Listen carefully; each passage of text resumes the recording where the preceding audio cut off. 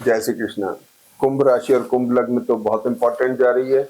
और आप देखिए कि 1 तारीख के बाद से आपको राहु केतु कितनी खूबसूरत एक ब्लेसिंग्स दे रहे हैं, ये बहुत ध्यान रखने की बात है।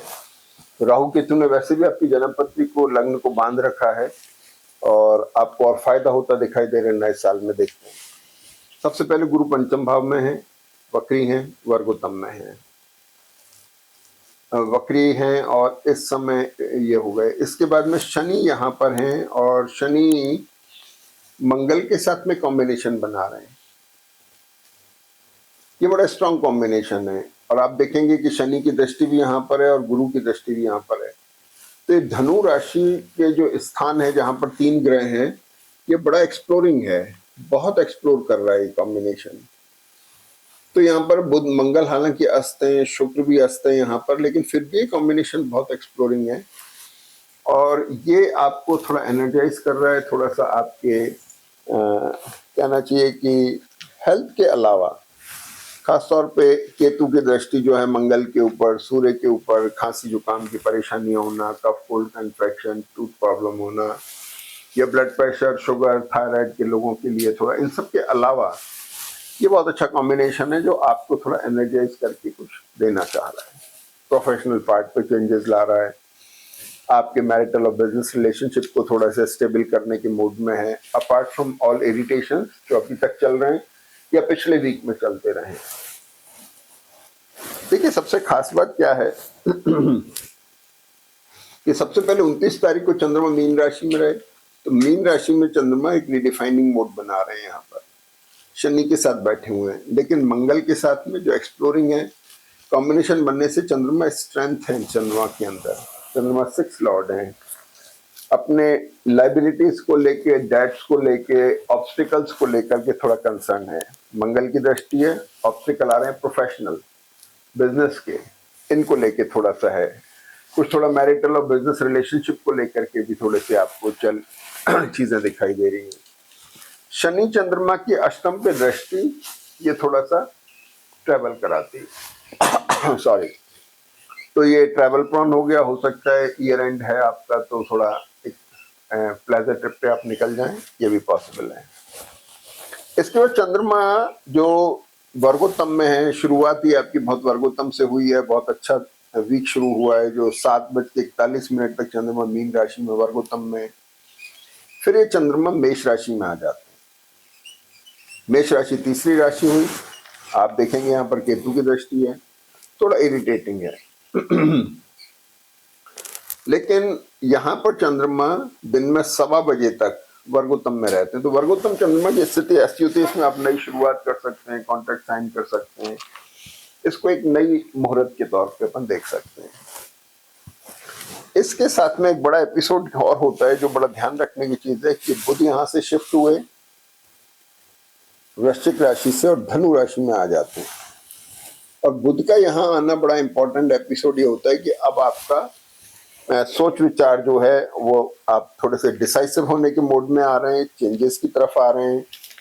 और बुध के साथ में जैसे ये कॉम्बिनेशन बनता है तो ये आपका 8th लॉर्ड एसेट का कारक हुआ, पंचम भाव का कारक हुआ, बच्चों को लेकर के, अपनी एजुकेशन को लेकर के, अपने माइंडसेट को लेकर कंसर्न डेवलप हुआ। थोड़े एग्रेशन से बचने की जरूरत है और केतु की दृष्टि से बुध थोड़े से स्ट्रेंथन हो गए, मजबूत हो गए, तो आप थोड़े डिसाइसिव मोड में जा रहे हैं। तो बुध यहाँ पर आ गए, मेष राशि, चंद्रमा मेष राशि में आ गए। इसके बाद में 31 तारीख को चंद्रमा वृषभ राशि में आ जाते हैं। वृषभ में जैसे ही चंद्रमा आते हैं तो इसकी दृष्टि दशम भाव पे पड़ती है, जो आपका प्रोफेशनल पार्ट है, यानी प्रोफेशन में थोड़े चेंजेस आ रहे हैं हल्के फुल्के। इस चंद्रमा के ऊपर शनि की दृष्टि है, तो प्रोफेशनल पार्ट, एसेट का पार्ट, लोकेशन का पार्ट, कंफर्ट्स का पार्ट रिडिफाइन हो रहा है। इसकी तरफ पुण्य विचार चल रहा है, सोच विचार चल रहा है, इसको कैसे बेटर करें। अब देखिए, जन्मपति की दशाएं अच्छी हैं तो अच्छे रिजल्ट आएंगे और थोड़ी खराब हैं तो थोड़ा स्ट्रेस आ सकता है। लेकिन फिर भी कुंभ राशि और कुंभ लग्न वालों के लिए तो राहु केतु की पोजीशन फिर भी बना के रखी हुई है, फिर भी ये जन्मपत्री को संभाल के रखेंगे, स्ट्रेंथ देंगे। खासतौर पे गुरु जून के महीने तक आपको संभाल लेंगे, तो उसमें घबराने की जरूरत नहीं है, थोड़ा केयरफुल होने की जरूरत है। चंद्रमा वृषभ राशि में आ गए। 1 तारीख को चंद्रमा वृषभ राशि में आ जाते हैं वर्गोत्तम में। ये 12 बजे तक चंद्रमा यहाँ पे वृषभ राशि में वर्गोत्तम में है 1 तारीख तक। यहाँ चंद्रमा वर्गोत्तम में। अब सबसे इंपॉर्टेंट चीज क्या होती है कि राहु यहाँ पर वर्गोत्तम में आ रहे हैं 1 तारीख के बाद से। नए साल की आपको सौगात मिल रही है। कुंभ राशि और कुंभ लग्न वालों को आप खड़े हो जाइए, सक्रिय हो जाइए और इसका फायदा उठाइए। जन्मपत्री बहुत स्ट्रांग मोड में है, गुरु बहुत अच्छी पोजीशन पे हैं। अगर जन्मपत्री की दशाएं खराब हैं तो भी ये आपको संभाल लेगी। राहु केतु यहाँ पर वर्गोत्तम में आ गए। जन्मपत्री आपकी कॉम्पैक्ट हो गई, मजबूत हो गई, स्ट्रेंथन हो गई।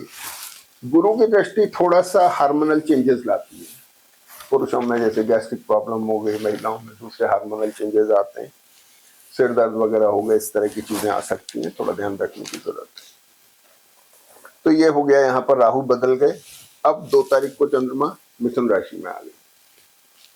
मिथुन राशि में चंद्रमा 6 लॉर्ड होके यहाँ आ गए। एडमेंट नहीं होना है क्योंकि मंगल बुध यहाँ देख रहे हैं, मंगल सूर्य यहाँ देख रहे हैं। एग्रेसिव भी नहीं होना है।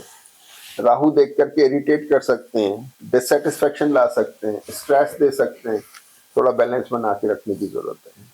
प्रोफेशनल पार्ट पे, मैरिटल और बिजनेस रिलेशनशिप पे और फाइनेंशियल एस्पेक्ट्स में आपको विशेष ध्यान रखना है। ये जो चंद्रमा यहाँ पर मिथुन राशि को 2 तारीख में आए हैं, 4 तारीख तक यहाँ रुकते हैं और 4 को ये सुबह 9:30 तक वर्गोत्तम में रहते हैं और ये शिफ्ट होकर के कर्क में आ जाते हैं। 15 बजे तक ये यहाँ पे वर्गोत्तम में है।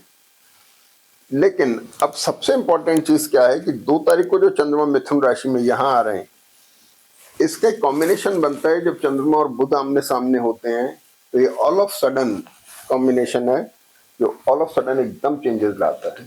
आपका अगर इमोशनल एटीट्यूड है तो आपको अपने इमोशंस पे कंट्रोल रखना चाहिए।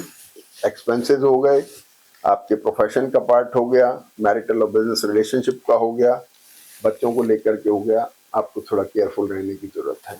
बाकी चंद्रमा बहुत अच्छी पोजीशन पे हैं, लाइबिलिटीज क्रिएट हो रही हैं तो बचने की जरूरत है।